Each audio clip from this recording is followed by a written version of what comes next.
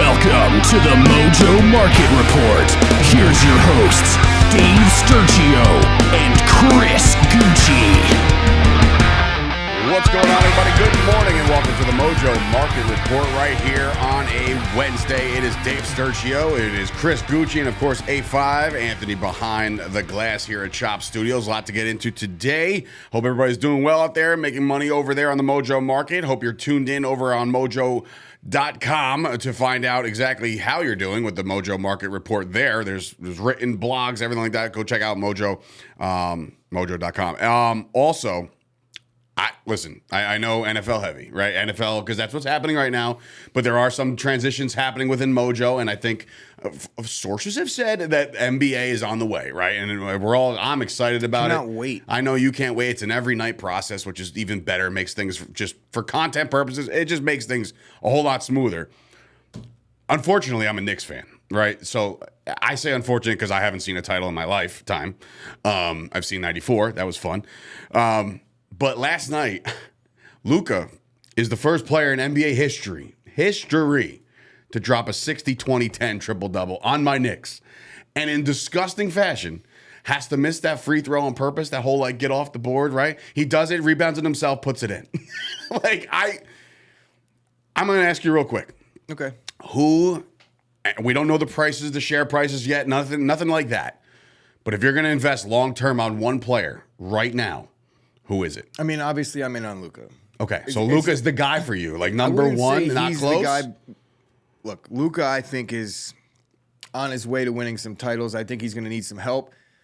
I could see a potential, maybe like a little European thing happening in Dallas, where they either get Jokic.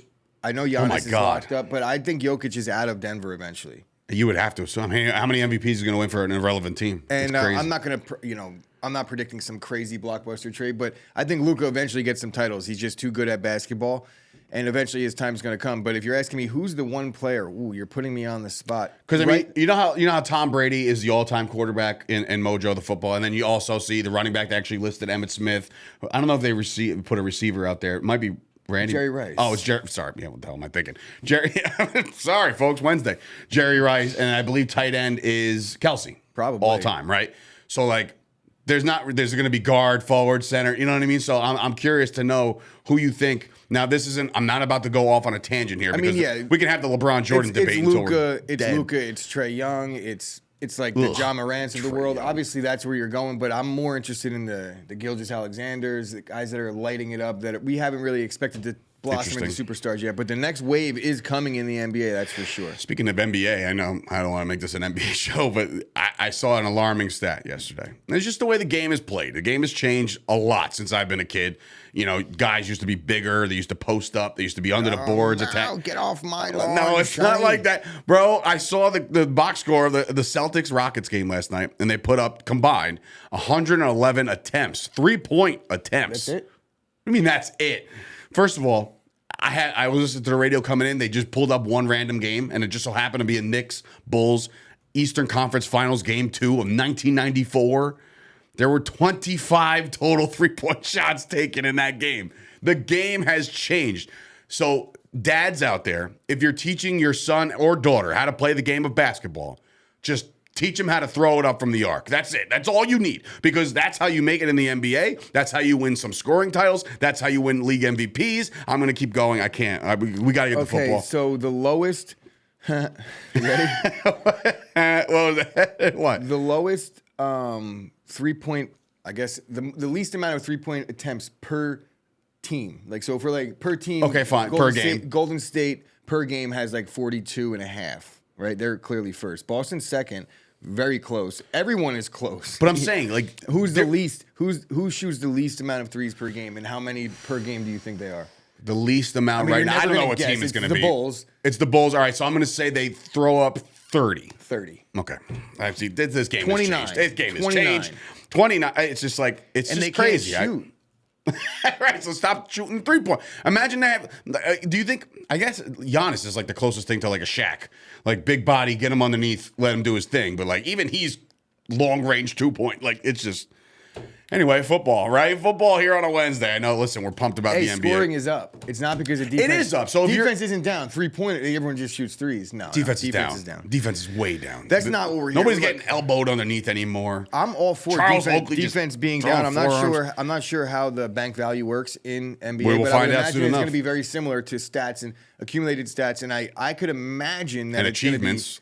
Jordan's going to scoring points. Yeah, it's a scoring league. Yeah. I don't think Jordan's the top dog in Mojo all time. You're out of your mind. I don't. LeBron's definitely higher. LeBron is high. Well, he's about to be the all-time scoring guy. Definitely higher. He's got Jordan took off years in his 5 prime. minutes and 30 seconds of NBA. Look, we're not even having this debate. This is something that's in stone. It's not like, oh, hey, You talk to people at Mojo? You got an inside source? No, but based on their formula, the formula for Mojo is banked value, right? So you can't lose your floor. LeBron is year 20, dude. And he's been dominant since his rookie season. No, it's LeBron. It's not even So would that close settle the debate? No. Oh, then what are we talking about here? Anyway. We're talking about Mojo value. I'm understood, but I'm saying, like, if you're the highest rated Mojo person, like a Tom Brady, you're the GOAT. So does that make LeBron better than Jordan because of his Mojo value? I mean, you could put that as a factor. You could make the ESPN case, actually covered some Mojo you yesterday. Make the case that great. LeBron is a compiler in regards to Michael Jordan in terms of that. How many finals did Jordan lose? None. Oh, stop. How many playoff series did Jordan lose? And I'm a Jordan guy. I think I like them both a lot, but let's just rocking him right now on his feet, probably. Stop with that debate. You're not. I lied to the public. All right, let's get to some football, right? Before we get into what we want to talk about today, there was a retirement that happened yesterday. I know you don't care. I do. One of my favorite players, basically of all time. Just the way he goes about his business, just his grit, his size, the strength, I know he's battled injuries his entire career. J.J. Watt announces that at the end of this year, he'll be done. There's an article on NFL.com right now saying that there's 11 current locks for the NFL Hall of Fame. Can you name them, Chris? Tom Brady, Aaron Rodgers. Okay, hold on. Tom Brady, Aaron Rodgers is actually one, two. Aaron Donald. That's number 3 while you're in order. Watt is number 4. Okay, you're on a roll. Keep going. So then I got to think secondary. Is there any safeties? Probably not. Is there any corners? No. You want me to just list them? Or you want to take any shots? Not quite yet. Running back wise, receiver wise. I mean, there's a receiver on there. There's a couple linemen on there. There's a tight end that we just talked about on there. Kelsey's a lot. There is a corner. There is a corner. Tenured, long-time player. I mean, he's good. He's still making interceptions this year, as a matter of fact. I'll give it away. It's Patrick Peterson. He said he's a lock. He's a loser. Tyron Smith. My guy, left tackle, he's a lock, apparently. Jason Kelce, the center of the Eagles, is a lock, apparently. I don't buy that. Trent Williams is a lock. He's number 7. There's only one receiver. Can you name him? Randall Cobb. No. No, but good guess. Not even close. Julio Jones is a lock to be a Hall of Famer. He is. Yeah? Mm-hmm. Okay. 100%. There was one. Von Miller is a lock to be a Hall of Famer. I don't know about that one. I mean, also, I listen. I don't know if there's any personal. Look, there's like 4 locks to me now that I heard that, and 2 of them aren't even on the list. Who's that? It's like Pat Mahomes is going to be in the Hall of Fame, and Joe Burrow. He's in year 4. wait, time out. You're saying that the Mahomes is a bona fide guaranteed Hall of Famer right now? Pat Mahomes just. So why is he in the article, Chris? This is active players. Because I didn't write it. Because he would be if I did. I can promise you that. Pat Mahomes is very, very, very close to approaching all right, Pat Mahomes, when you think of Pat Mahomes, you think Super Bowl champion, you think Kermit the Frog, you think future Hall of Famer. Am I wrong here? He's a bona fide, just going to walk right in there. I can't do a Kermit, sorry. But yeah, he's pretty good at football. There's a lot of guys that aren't good at football, and they play for the following 3 teams. No. The following 3 teams have been added to our eliminated list this week as we go into the offseason. These teams have officially been mathematically junked from the playoff contention. And we start with a team we just talked about yesterday because of the fact that they stink out loud, and that's the Indianapolis Colts. Now, the notable thing here is that they have $33 million in space, right? So that's credible. There's actually no notable free agents. Nobody's coming off the books next year that you're like, oh my God, I can't believe they're losing this guy. So the value is there as far as players on the roster that will stay on the roster. Like we already said yesterday, Matt Ryan, Ellinger, and Nick Foles all gone. Like they'll figure it out. I'm assuming they go draft maybe a trade or free agents. I don't know. So the quarterback situation is alarming. So you really can't invest in any of the quarterbacks over there. But Jonathan Taylor, over the course of this year, has been banged up a little bit. It's been a little difficult, tough sledding, but still is probably, if he plays the next, no, he's out actually. I was going to say, if he plays the next 2 games, he won't. So he finishes the season with 192 rushes, 861 yards. So he averaged about 4.5. Only saw pay dirt 4 times. Caught 28 balls out of the backfield for 143 yards. His share price right now is $15.79. He's the 12th ranked running back on the Mojo Market. Future value is $7.85. He's back in about $3.26 a year. Are you investing going forward into a Jonathan Taylor? Because right now you would almost assume that it's a resurgence come next year. Yeah, you don't want to assume anything with the running back position. Look, the team didn't play well this year. They're going to have to figure out the quarterback position if they're going to want to have any success running the football. I know that the offensive line had a down year. There may or may not have been some injuries that attributed to that.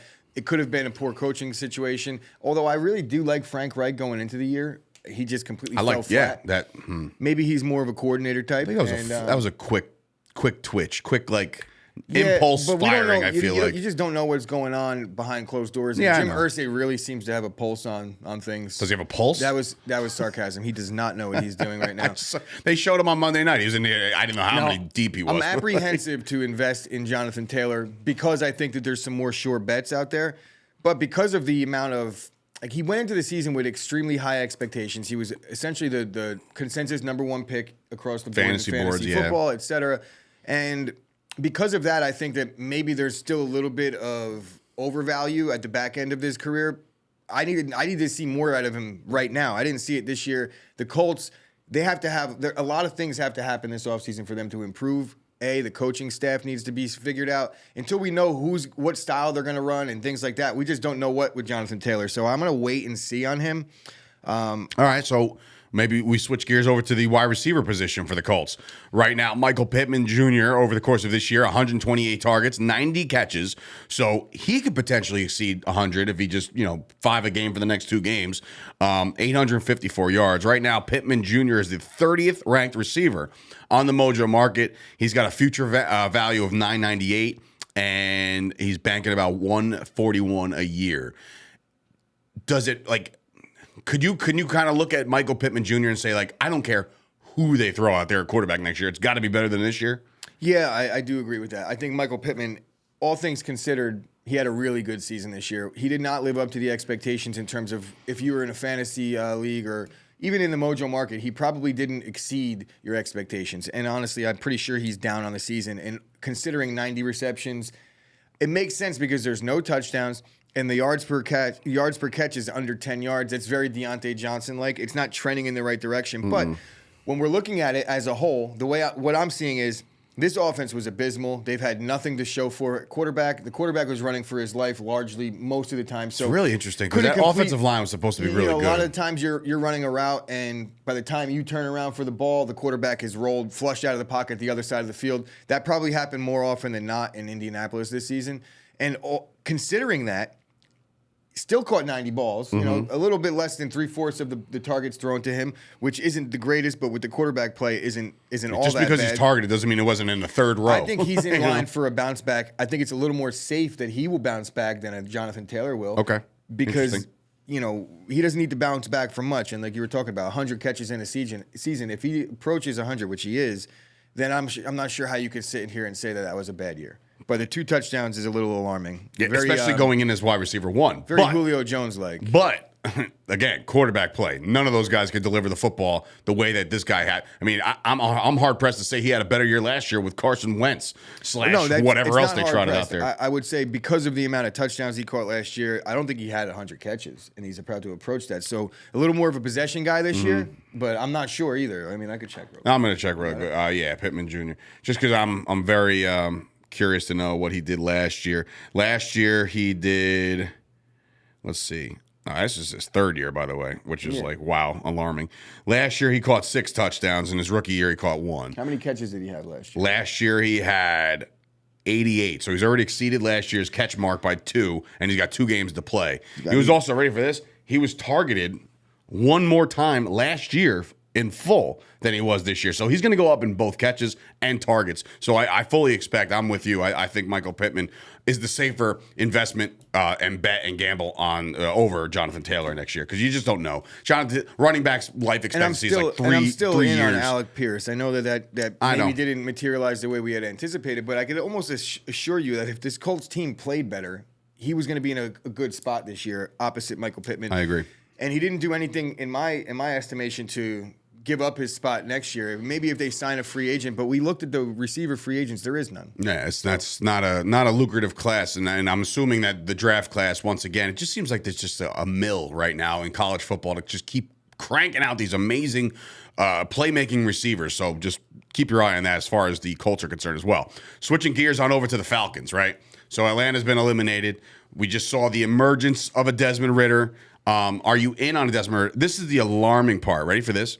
And this to me, I was just like, again, we're 16 weeks into an NFL season. We're about 14 weeks into a Mojo market that's been active. So I've been able to learn and compute and figure out who's trending in the right direction, who can exceed expectations, almost like an over-under kind of pick, right? Desmond Ridder right now is the 70th ranked quarterback on the Mojo market. He's listed at $7.37, right? Dude, they only have a future projection of $6.87 for the rest of his career. Like, and he's averaging right now, what it says is 50 cents a year.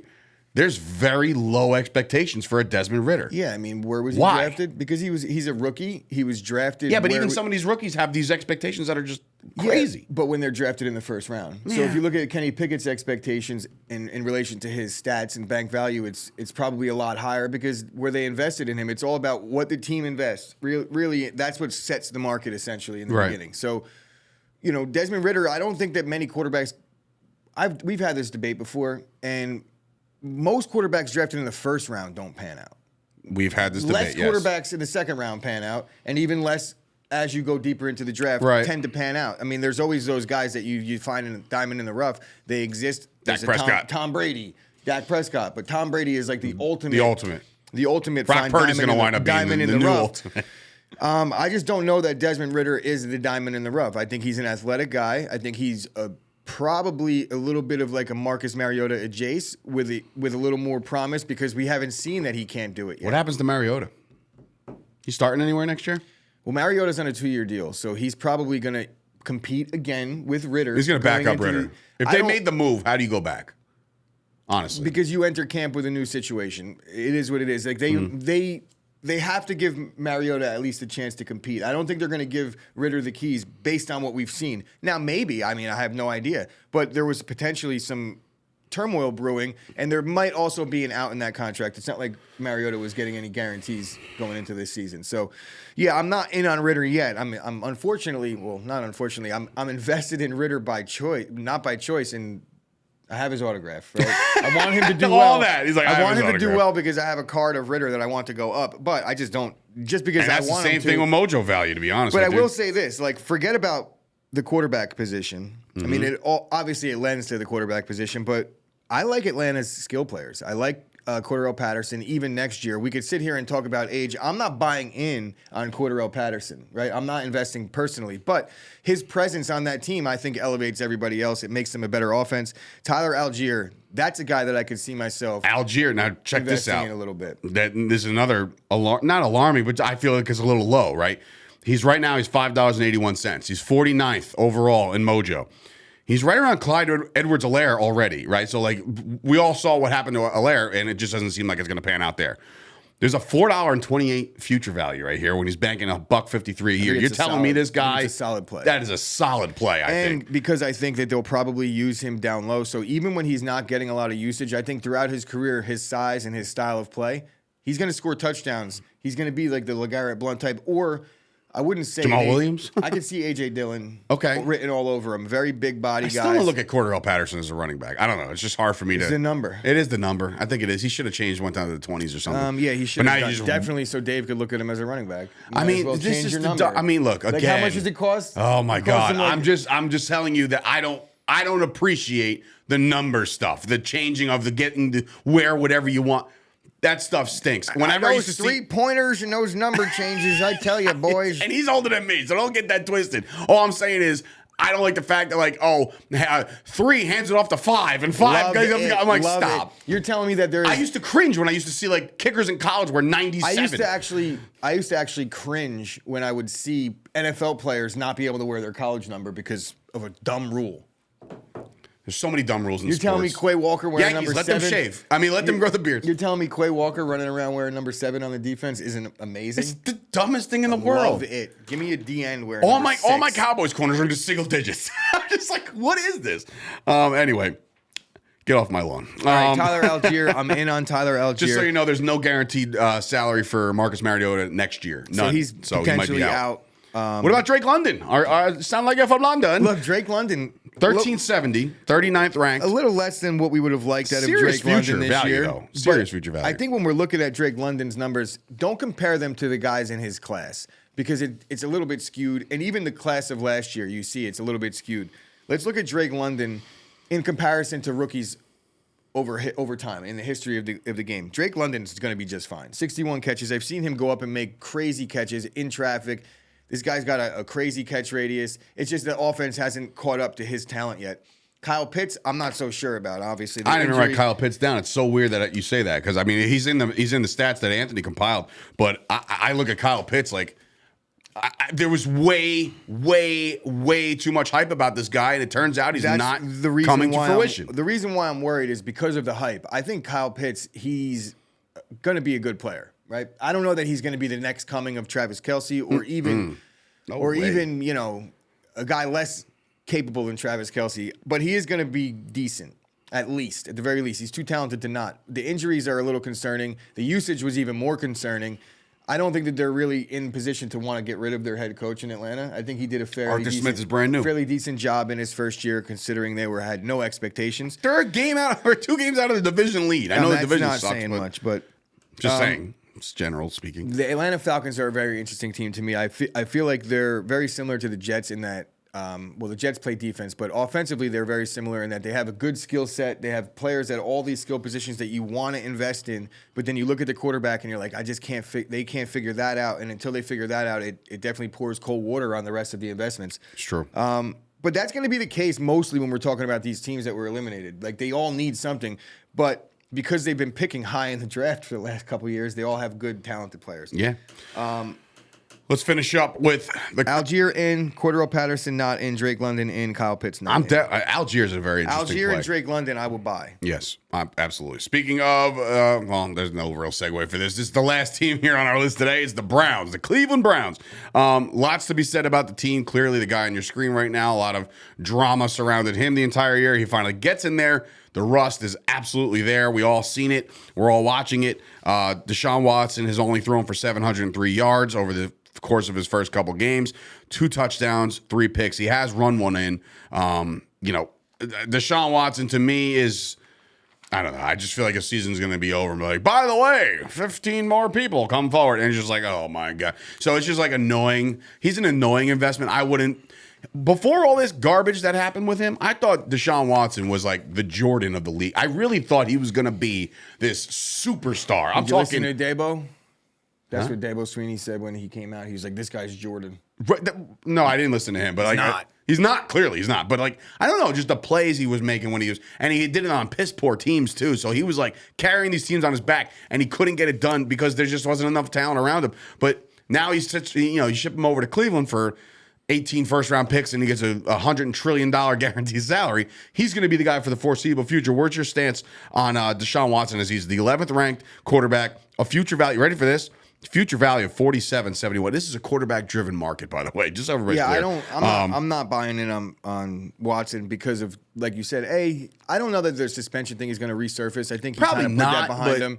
Whatever, it's still annoying. It didn't. Nothing came of it. It's going to be a tough sell for the courts to be like, yeah, we're going to go through this all again. Let's try this one more time. I think Cleveland is the place where quarterbacks go to die, much like Chicago. So I don't think you have to overcome that. I know that doesn't really matter when you have your situation, everyone else had their situation, but there is this aura about the quarterback position in Cleveland and that jersey that's been going around for the last 30 years where they just add a name to it. Deshaun Watson, the newest name added to that jersey list. But I think because of the contract, they're going to be stuck with him for at least the foreseeable future. I don't think that I feel like the Browns, there's a slight chance that they fire their head coach. I know Stefanski? I know it hasn't been talked about, but he's not done well. He's had a lot of offensive talent. He's one of these young minds that everybody falls in love with. Him and the Vikings guy and the Chargers guy. Bro, it's like all young guys. Yeah, I remember seeing a graphic going into this season where it had Cliff Kingsbury as a top 3 coach in the league. He's going to get fired at the end of this season. He's out. I think he's out. Look, when you don't win in this league, it goes downhill very fast, right? I know that this year you almost want to give him a pass, and they probably will. But I've seen things this season, last week, where I'm like, he's got to go. Just the calls that he's making in certain spots, I can't stand when coaches on 4th and inches throw a bomb. You could do that on 3rd and inches, kind of throw them off, sure, but not on 4th. Or run it outside. Get that ball up the gut. I'm, again, old school mentality. I believe in getting the first down as soon as you can. So how about this? All right, so we're talking about Watson. What about Jacoby Brissett? He obviously plays serviceable football. I mean, he does lose a bunch of games, but overall, Jacoby Brissett this year, has he earned himself a backup spot somewhere? 2,600 yards, 12 touchdowns, 6 picks. So not a bad season in relief, really. I've talked about this a little bit, and I'm going to hammer it home a little bit more. I'm not investing in any backup quarterbacks unless I'm invested in the starter. This way, because a lot of times in Mojo, so you're handcuffing your Mojo portfolio. What happens in Mojo, it's not necessarily that you believe that the backup's going to come in and play well, but if you have the starter, the backup isn't going to consistently go down because he's not falling below expectations in a game that he wasn't expected to play in. So you have the investment in the backup, and you kind of just keep your money in the backup and let that marinate, let it simmer. And then you have the bigger chunk of your investment in the starter. And then what ends up happening is if the starter has an injury or there's some question marks surrounding things, that will go down. But then the good news, conversely, about the backup will go up. So it'll hedge your losses a little bit. Right. And then you get out on both and you save yourself a little bit of that loss. But the key would be to get rid of the backup as soon as the news breaks, because typically backup quarterbacks don't succeed in this league. We've seen, but in regards to the Mojo market, we've seen crazy spikes for these backups when they got their opportunity. And then a lot of times what happens is Sunday, they play and it goes back down. It's almost as if when the announcement happens, grab them, but then drop them the next day. You want to have them for the announcement. That's why if you're invested in a starter, invest in the backup. That's where I got paid. Who was it? Brees Hall, Michael Carter. That's how I made that. That was a good one. But earlier this year, I had a backup. Oh, it was Kenny Pickett. I made a bunch of money on Kenny Pickett because I had him. I wasn't invested in Mitch, that's for sure. But like I knew it was only a matter of time, and when it happened, bang, you make your money, right? And I held on to Pickett for a little while. I think at the running back position and the quarterback position, you should definitely be handcuffing. And I know that that's a fantasy term, but we should make it a Mojo term as well, because handcuffing these players, like I just pointed out, one goes up, one goes down with the same news. And I mean, you have to put the money out to be in this kind of situation. But that's the thing. You have to have disposable income there where you're going to put your money in the backup, because you know that that's just an insurance policy. So it's like, hey, when you buy a video camera on Amazon, they're like, do you want to spend $89 to protect this for 3 months? I always say no. On Mojo, I should be saying yes. Just going to say that. I like that because you could get your money back whenever you want. It's not like you invest in the backup and you're like, okay, I have this insurance there. But if you're like, you know what? He ain't never coming in. He's not coming out. He's playing good. Their offensive line is amazing. And you're like, you know what? Christmas is coming. I need to buy some gifts. You could take your backup money out. Okay. All right? I'm allowing it. Multiple plays here today on the Mojo Market as far as strategy goes. Playoffs are right here, man. So it's very interesting. A couple other guys, obviously. Nick Chubb, he's the 4th rank. Like, that's a guarantee right there. I think he's going to be a bell cow forever. No Kareem Hunt. Kareem Hunt's probably out of town. No, definitely out of town. Kareem Hunt's got about 700 all-purpose yards as the supplementary backup running back, I guess you could say. I think he lands somewhere. So this is a good chance for you to get in on a Hunt right now, because, again, once he signs that contract, whether it be an overpay or not, it doesn't matter, really. If somebody gives him a 4-year deal, expectations will go through the roof. He'll probably look. The running back class is sturdy. We need to see who gets franchise tagged and things like that. But that is a big. There could be a chance that Kareem Hunt is like the 5th best running back in this class, with a league that doesn't need many. I mean, just remember what he used to do in Kansas City when he started. He was a monster. I'm going to make a prediction on Kareem Hunt. Oh boy! All right, I think Kareem Hunt's a good player, and I think the league views Kareem Hunt as a good player, but he plays a position that the league also views as very, very replaceable, expendable, however you want to put it. He has a little bit of wear and tear, a little bit of tread. Now he's going on to his 2nd contract, right? Maybe even his 3rd, considering how things played out. Yeah. I don't know that Kareem Hunt just gets handed the keys anywhere. If what we've seen at a So you're thinking the same role, different team. maybe a slight increase in the role because he's getting to pick where he's going. But when you pick where you go and then you get to camp, there's no guarantees in free agency. See, you have to go. You're signing with the front office, and then the coaching staff gets you. They're not going to be like, look, he's not going to get this $20 million deal. My prediction for Kareem Hunt as we wrap this show up is Kansas City. Go back to Kansas City. No, my prediction for Kareem Hunt, I could see it too because they're going to be looking for. I like Pacheco though. That's my guy. Rutgers alum. But they don't like Clyde Edwards-Helaire. They do not. Jerick McKinnon is potentially gone. Well, he is potentially gone. My prediction for Kareem Hunt would be that whoever loses their star, I know there's a possibility for franchise tags with Las Vegas and franchise tag possibilities with New York, but I can see Kareem Hunt being the stopgap between the next find in Las Vegas or the Giants or one of these teams that want to have that guy that they're going to have to pay half the money to, even with they let Saquon go or the Raiders. What I'm saying is, like, everybody knows that the tag price is $12 million. If you can get Kareem for $6 million, you're probably going to do that. Or if Miles Sanders gets paid, again, fill it up. I'm curious because these guys were all players for the trade deadline, and it never happened. It's more likely that he ends up on a good team with a solid role, but he splits carries no matter what. Would you take an A.J. Dillon, Kareem Hunt backfield? No. Right, absolutely not. All right, me neither. Because I have Aaron Jones. No, I'm saying if Jones, for whatever reason, was gone. That's why I said the two. Then, yeah. Okay. I wouldn't be, like, thrilled about it, but, yeah, Kareem Hunt's a good player. I think Hunt's good, so whatever. I think Aaron Jones is a lot better. I think so, too. All right, let's get out of here. So, do us a favor, guys. Follow us on social media, Instagram, Twitter, TikTok. We're all over the place. Go over there at Mojo, M-O-J-O. Very easy to find us. Join the Discord every day. We're having a new conversation. I saw some convo yesterday brewing about some seriously heavy hitters. People are dropping very, very heavy coin in the Mojo market, and they are making some money fast. And look, with that, there is also risk. Just be careful. Multipliers are fun, but they can crush you as well. So just play it smart. Listen to us. Get a notebook out each and every morning on the Mojo market. Jot down a few things. 9 times out of 10, Chris is right. I'm probably giving away too much credit there, but it's up there. Thursdays and Mondays. Remember, you have the 300. If you bat baseball, you 300. You're 3 out of 10. You're a Hall of Famer. Yeah, not when you're doing betting. 3 out of 10 is not going to win. No, it's not. You're gonna lose some money. Unless you're. Don't do that. All right. So for Dave Sturchio, soccer. Don't you do that. Chris Gueci, and of course A5 behind the glass. This has been another episode of the Mojo Market Report. Back here tomorrow, guys. It is week number 17. The Dallas Cowboys wearing their white ice jerseys and alternate stuff and all that. I'm pumped. It's the Cowboys. It's the Titans. It's week 17. We'll see you guys tomorrow.